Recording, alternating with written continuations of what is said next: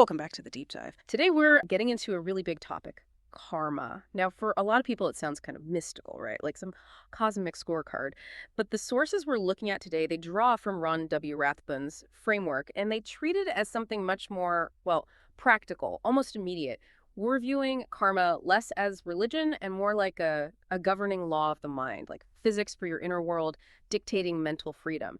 Our mission here is to unpack that, really focus on how your choices, like moment by moment, connect to this law and how that connection offers a path, maybe even a shortcut, to genuine mental enlightenment.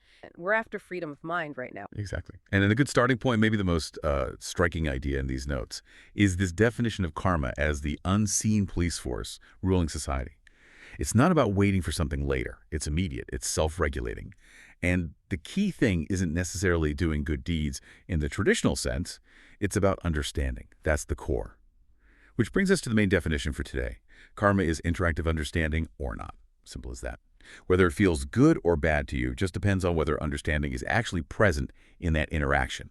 And that interaction could be with someone else or, importantly, just inside your own head. I like that framing. It shifts it from judgment, like you said, to just clarity or lack of clarity. So let's unpack interactive understanding.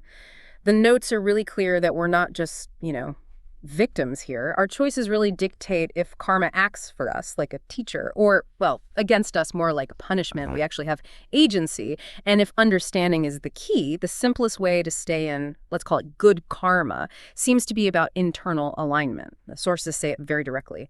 Facing who you are and living in who you are. That keeps you in good karma. It sounds like self-acceptance is almost a shield. It is. And what's really fascinating is how this ties directly into our desire for control. It's a huge piece of this. The framework states, you can't control what you don't understand. If you understand, you stop controlling. This is the enlightenment. Think about why we try to control things. It usually comes from fear, uncertainty, which is really a lack of understanding, isn't it? When you truly grasp how life works, maybe the impermanence of it all, you start to see that tight-fisted control is, well, it's an illusion. So you shift. You move from trying to force outcomes it's control to understanding and accepting the inputs. The urge to make things happen, especially controlling other people, it just dissolves because you get that their choices are part of their lesson, their path. Ah, okay. That distinction is key. It's not apathy. It's recognizing boundaries. Precisely. And that leads us straight into the biggest source of trouble, the biggest creator of difficult karma, anger. The sources are really strong on this. Anger forms when one person tries to control another. They call it wrongdoing in every sense of the word. And here's the really heavy part. It causes undue karma that one cannot reverse in another. Undue karma that one cannot reverse in another. Why is that so irreversible? What does that mean? Think about it.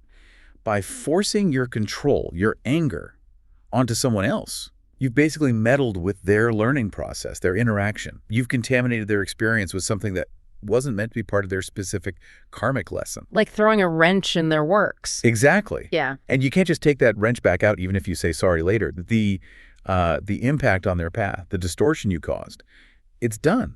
It really highlights that protective boundary idea. Stick to your own understanding, your own journey. Don't interfere. That makes the stakes incredibly high, actually. And it implies if we keep resisting or keep trying to impose our will, karma will teach us. The notes mention two ways this can happen, a harsh awakening or an enlightened awakening.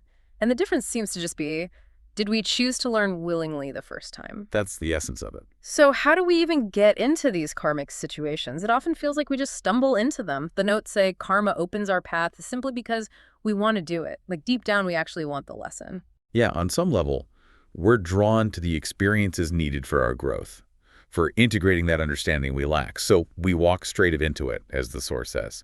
We invite the lesson. Okay, we walk into it, have the experience. Right. And then after the interaction, whether it felt harsh or enlightening, we're left with stuff, the consequence. The source calls it karmic residue. Karmic residue. Is that like guilt or regret or something else? It's broader than just guilt.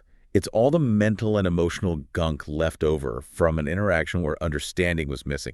Think of it like sticky energy, unresolved feelings, things you wish you hadn't said or done, resentment, frustration, all that stuff. And you can't just wish it away. You have to actively work with it, process the lesson hidden within it to actually remove that residue. So the residue itself is part of the learning. Absolutely. That's why the whole system clicks together. Karma and enlightenment are intricately connected. You need the interaction, you get the residue. And working through the residue is the path to enlightenment, to understanding. The interaction is the classroom, residue is the homework, enlightenment is graduation. That makes sense. And while we're navigating all this homework, the framework gives us a really helpful guideline, a boundary for daily life. It says the only requirement is to not cause harm.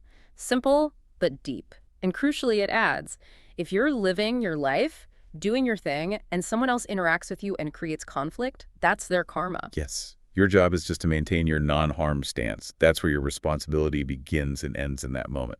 Okay, this is all great conceptually, but let's bring it down to practice. For someone listening wanting that freedom of mind, what's the action plan? The source material lays out 3 clear steps. Sequential steps, it seems, for building self-control. Step 1 sounds like it's about the outside world, learning non-reaction in an outward sense. So, someone cuts you off or criticizes you. You make a conscious choice not to bite back immediately. You pause that action-reaction cycle. Is that it? That's exactly it. It's the power of choice in the moment. But, and this is important, that outward step can sometimes just be suppression if you don't do the next part. So leads to step 2, the internal work, learning inward non-reaction. See, the negativity we encounter, the anger, criticism, whatever, it doesn't just vanish when we don't react outwardly. It gets stored. The source talks about negative compartments in the mind. Negative compartments, like little mental boxes filled with old arguments or grudges. Pretty much. Yeah, stored emotional loops, baggage. Inward non-reaction means you learn to stop your mind from constantly looping through those compartments. You stop feeding them energy. The thought might still pop up, that old anger, that resentment, but you recognize it. You see it as old, stored energy, not the present truth. And you choose not to re-engage with the feeling. You observe it, but don't fuel it. Exactly. And if you get good at the outward non-reaction, inward non-reaction, then you're ready for step 3. This is the master step. Learning the art of detachment. Detachment is what really solidifies the first 2. It teaches you mastery over both. It's not about being cold or uncaring. It's about observing everything without getting pulled into the drama. Observing without participating. Okay. And to really achieve that, to step outside the ego's knee-jerk reactions, the sources mention needing a one-pointed mind. That sounds like more than just concentration, right? It's a specific mental state. Very specific. A one-pointed mind isn't buzzing with internal arguments or commentary. It's focused purely on observing the present moment. It lets you see the external thing happen, notice your internal compartments trying to light up in reaction, and consciously choose neither. You're detached from the trigger and the stored reaction. Okay, I can see how powerful that would be. And the immediate benefit. The source mentions this feeling of, wow, now I don't have to say anything about what I said in the heat of a moment. Just think about the mental energy that saves. You avoid creating new karmic knots, new residue, both with the other person and inside your own head. Exactly. You sidestep the whole cycle of action, reaction, regret, rumination. That is the beginning of freedom of mind. Because, for people who don't have this awareness, life just feels like an endless cycle of ups and downs, constant reactivity. The source describes this as an unstable interplay between physical energy and emotional energy. So stability comes from balancing your physical state and harmonizing your emotional state. Right, balancing the physical, harmonizing the emotional. It sounds like harmony on 3 levels then. Harmony with others, that's the external piece. Harmony with our chemistry, the physical side. And harmony with ourselves, the internal emotional piece. That's a perfect summary. And the framework actually gives 3 practical principles for maintaining this harmony. Basically, how to stay out of bad karma and living good karma day to day. These are really key for anyone wanting to apply this stuff. First one is moderation. Pretty straightforward, but crucial. This keeps you balanced physically and emotionally. Avoid extremes, work, food, emotional swings. It stabilizes your whole system. Okay, moderation. Got it. Number 2. Non-interference. This is your social boundary. This keeps you out of other people's karma. Connects back to the anger and control point. Exactly. If anger comes from trying to control others, non-interference is actively choosing not to impose your will, your solutions, your understanding onto someone else's path. So the practical way to avoid creating that undue karma. Respect their journey. Makes sense. And the 3rd one? Number 3 is no distractions. This is about protecting your inner world, staying out of inside karma. If you've learned inward non-reaction, you know not to keep feeding those negative loops, those compartments. So no distractions means consciously avoiding things, media, habits, even thought patterns that you know will just pull you back into negativity and self-sabotage. Okay, so moderation for balance, non-interference for external harmony, No distractions for internal harmony. It really boils down to managing your energy, doesn't it? How you interact with people, how you treat your body, and how you manage your own mind. That's the whole game, really. Yeah. And coming back to detachment for a second, the sources make a really stark point. If you don't understand and practice detachment, your only real alternative is escape. Escape, like Yeah, avoidance. running from conflict, isolating, constantly seeking external noise to drown out the internal stuff. Distraction, basically. Detachment isn't escaping the interaction, it's mastering the interaction. And that is the pathway to enlightenment, which the sources define very simply as freedom from suffering. Freedom from suffering, that's the goal. So the core message for you listening seems to be work on staying out of the external world's karmic dramas through non-interference. And, just as importantly, work on staying out of your own internal karmic dramas through non-reaction and no distractions.